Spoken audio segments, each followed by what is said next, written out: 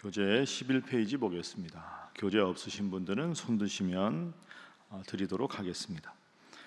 동방 박사들은 왕이신 예수님의 탄생을 경배하기 위해 예루살렘으로 옵니다.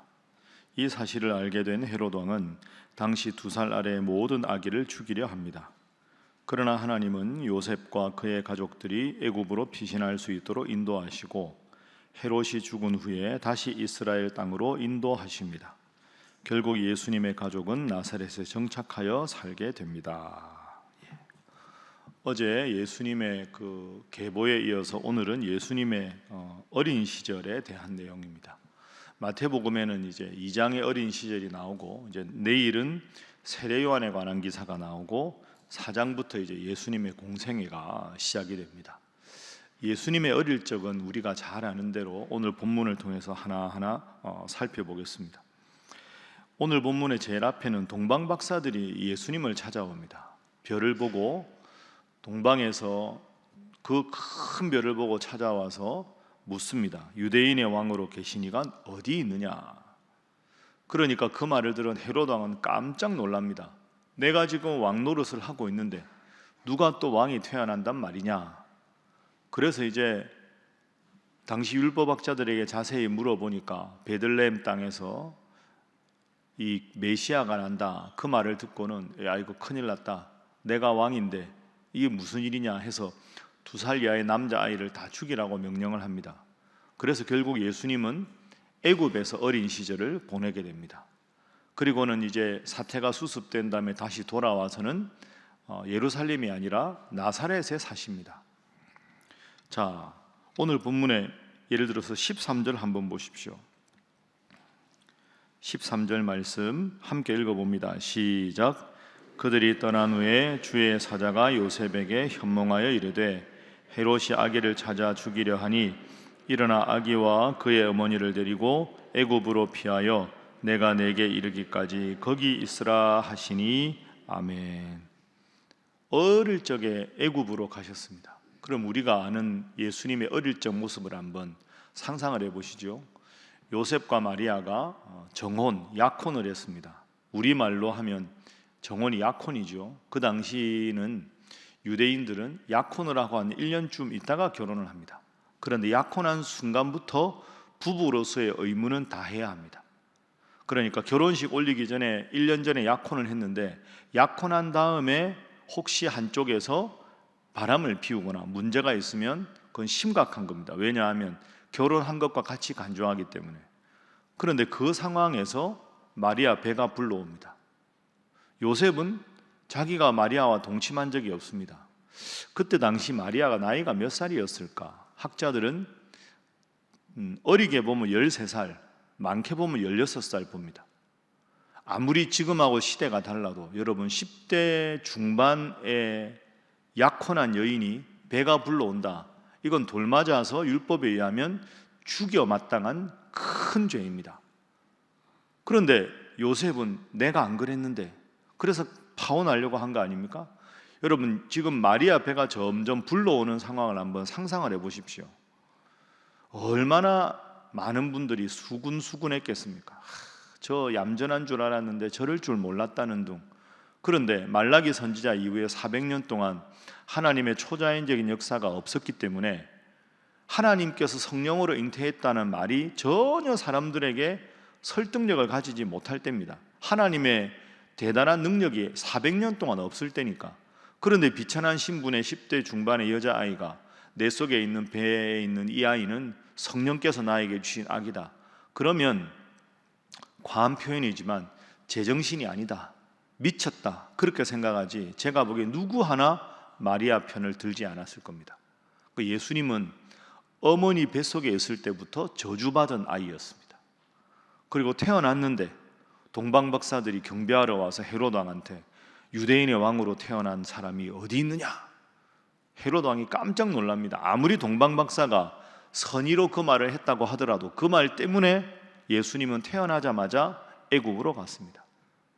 요즘 말로 하면 유아 시절에 강제 이민자가 된 거죠. 그전에도 구유에 태어나셨습니다. 그러니까 태어나시기 전 상황, 태어나는 날 그 짐승의 우리에서 그 찬바람 쌩쌩 부는데 그 구유에서 태어나시고 태어나자마자 또 저 애굽에 가서 목숨을 부지하기 위해서 사시고 그리고 돌아와서는 나사렛에 사셨습니다. 나사렛은 그 지도를 보면 저 북쪽 변방입니다. 그죠? 그러니까 예루살렘에 대비되는 게 갈릴리 지역의 나사렛이거든요. 도시와 시골, 중심과 변방. 그럼 예수님은 저 변방에서 나서 계속 거기서 자라셨습니다. 태어나시기 전이나 태어나는 날이나 태어난 이후에 사신 것이나 누구 하나 주목할 만큼 대단한 것이 전혀 없는 가장 비참하고 가장 낮은 자리에 예수님은 태어나셔서 자라셨습니다. 왜 그러셨을까요? 그 이유는 우리 모두를 위로하기 위해서입니다.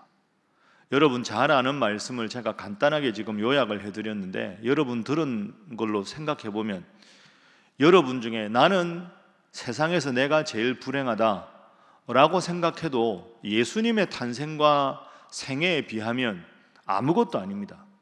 예수님만큼 비참하게 태어나서 비참하게 자라시고 비참하게 십자가에 돌아가신 분이 누굽니까? 왜 그러셨을까요? 내 아픔은, 내 슬픔은 주님도 모르신다. 세상에 나같이 기구한 사람이 어디 있나? 라고 하는 그런 사람조차도 예수님께서 감싸 안으시고 위로하기 위해서 가장 낮은 곳만 골라서 오시고 골라서 살아가셨습니다. 그러니까 이 오늘 본문의 예수님의 어릴 적 모습도 내가 정말로 힘들 때, 누구도 내 마음을 알아주지 않을 때, 정말로 답답하고 괴로울 때 그 순간에도 나는 너의 아픔을 안다. 이렇게 우리에게 위로하시기 위해서 예수님은 가장 낮은 곳으로 오셨다 하는 것이 이 장의 전체적인 교훈입니다. 그래서 첫 번째 기도 제목입니다. 나를 위해 고난당하신 예수님을 잘 믿게 하소서 하는 것입니다. 나를 위해서 고난당하신 예수님, 제일 낮은 곳으로 오신 예수님, 그분을 잘 믿게 하소서. 아니 왜 내 인생에 이런 일이 있나 하는 그 순간에도 그래, 이 순간에도 내 친구가 되기 위해 예수님은 더 낮은 곳에 오셨다. 그것이 이 장 전체가 우리에게 말씀하고 있습니다. 자, 앞부분으로 다시 돌아가 보겠습니다. 이제 오늘 본문의 1절에 보니까 동방에서 박사들이 예루살렘으로 옵니다. 그 별을 보고 왔죠. 2절 말씀, 자 우리 함께 읽어보겠습니다. 시작. 유대인으로 왕으로 나시니가 어디 계시냐? 우리가 동방에서 그의 별을 보고 그에게 경배하러 왔노라 하니. 아멘. 저 동방에서 왔다. 저 동방이 어딜까? 뭐 추측할 수밖에 없는데 저기 바사, 페르시아 쪽에서 왔을 것이다. 지금으로 말하면 이란 지역이죠. 저 멀리서 우리가 하는 말로 별을 보고 연구하는 사람을 점성술사라고 하지 않습니까? 그러니까 점성술사들이 별을 보니까 아주 대단하고 희한한 별, 저건 대단한 인물이 태어날 때만 비추는 별이다. 그걸 알고는 그 별을 보고 온 겁니다. 그리고는 예루살렘이 수도니까 예루살렘에 와서 헤로드 왕에게 유대인으로 왕으로 오시니까 어디 있느냐 묻습니다. 자, 헤로드 왕이 제일 놀랬겠죠. 3절. 헤로드 왕과 온 예루살렘이 듣고 소동합니다. 그래서 헤로드 왕이 율법에 대해서 잘 아는 대제사장과 서기관들을 모아서 그 대단한 유대인의 왕 그리스도가 어디서 나겠냐라고 물었습니다. 그러니까 이들은 구약을 다 아니까 대답합니다. 자, 5절 6절 함께 읽어봅니다. 시작. 이르되 유대 베들레헴이오니 이는 선지자로 이렇게 기록된 바 또 유대 땅 베들레헴아 너는 유대의 고을 중에서 가장 작지 아니하도다. 내게 산 다스리는 자가 나와서 내 백성 이스라엘의 목자가 되리라 하였음이니이다. 아멘. 자, 이 대제사장과 서기관들은 딱 들으니까 압니다. 메시아가 어디서 나느냐? 예, 구약 성경에 이 당시는 구약밖에 없었으니까 그 성경에 보면 미가 선지자가 5장 2절에 유다 땅 베들레헴아 거기서 메시아가 날 것이다 예언되어 있습니다. 이미 머릿속으로 다 알고 있습니다. 이 당시에 대제사장이나 서기관들은 성경을 거의 외우다시피 하는 사람들입니다. 물으면 답이 척척 나옵니다. 자, 여기서 묘한 대비가 나옵니다. 이 점성술사들은 예수님을 믿은 사람이 아닙니다. 페르시아 쪽에서 별을 보고 귀인이 나타난다는 걸 생각해서 궁금해서 온 사람들, 비전문가지요. 그러면 여러분도 상식적으로 생각해 보십시오. 유대인으로 왕으로 나시리가 어디 있냐? 라고 물었습니다. 그럼 대제사장과 서기관들은 아니, 구약에 예언된 메시아가 드디어 오셨단 말인가? 유다 베들레헴이라는 거 알고 있지 않습니까? 그런데 정작 예수님의 구유에 방문한 사람들은 비전문가인 동방박사들이었습니다. 어디서 태어나는지도 알고 메시아가 어떤 일을 할지 다 아는 전문가들은 아무도 찾아가지 않았습니다. 대제사장, 서기관, 바리새인, 율법학자, 사두개인 다 구약의 전문가인데 전문가들은 예수님 소식을 들었지만 찾아가지 않고 비전문가는 예수님을 찾아갑니다. 입으로 척척 대답하는데 전문가가 눈먼 장인인 겁니다. 여러분, 이게 가만히 생각해 보면 진짜 황당한 일입니다. 아니, 그렇게 율법의 전문가들이 메시아가 태어났다는데 믿져야 본전이라고 가보는 사람이 어떻게 한 명도 없습니까? 완전히 그 종교 권력에 딱 찌들어서 메시아에 관심이 없는 겁니다. 내가 이렇게 적당하게 살아가는 것에 아무런 지장 없는 선에서 메시아도 신경을 안 쓰는 거죠. 머릿속으로 있는 지식이 삶으로 전혀 체화되지 않은 사람들, 철저하게 기득권에만 빠져있고 자신의 이익에만 급급한 사람들입니다. 헤로드 왕 딱 곁에서 적당히 아부하는 사람들. 동방박사들, 비전문가들은 예수님을 찾아갑니다. 또 누가 찾아갑니까? 목자들 아닙니까? 여러분, 이 종교 지도자들과 목자들도 정말 대비되지요. 전문가들과 비전문가들, 사람들에게 대단한 사람으로 인정받는 종교 지도자들과 모든 사람들이 그 냄새 난다고 성전에도 못 들어가는 정말 천하디천한 직업을 가진 목수들. 예수님을 만난 사람은 비전문가와 천한 사람들. 지체가 높은 헤로드 왕이나 죽이려고 하고 종교 지도자들은 예수님을 찾아 인사드리려고도 하지 않습니다. 그럼 오늘 2장이 우리에게 주는 교훈이 뭘까요? 나는 지금 어느 편에 서 있는가? 이 질문을 하는 겁니다.